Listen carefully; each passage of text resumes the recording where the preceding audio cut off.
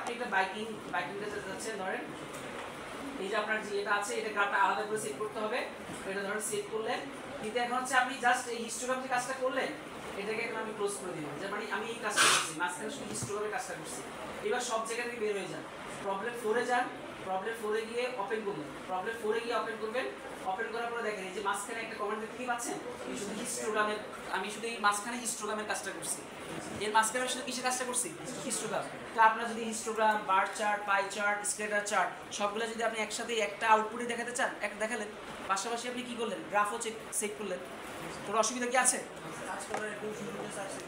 হ্যাঁ, কাজ করার শুরুতেও সেভ করে রাখতে পারেন, ঠিক আছে, কাজ করার শুরুতে সেভ করে রাখতে পারেন, এইটাই সবচেয়ে কনভিনিয়েন্ট ওয়ে, এটা দিয়ে কাজ করতে পারেন। আর না হয় টেক্সট ফাইল দিয়ে করা যায়, টেক্সট ফাইলটা আমরা এখানে ডিমোটিভেট করছি যেহেতু আমরা সব কিছু স্ট্যাটার রিলেটেড কাজ করতেছি। তার মানে আমাদের স্ট্যাটার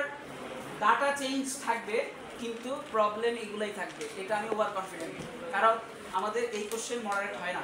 ঠিক আছে, প্র্যাকটিক্যাল কোশ্চেন কি হয় না, আমি যাই দিব তাই হবে, ঠিক আছে, আমি যাই দিব তাই হবে, ওকে, কিন্তু আমি এই ডাটাটাই দিতাম, কিন্তু তুষারের কারণে আমি এই ডাটাটা দিব না, ঠিক আছে।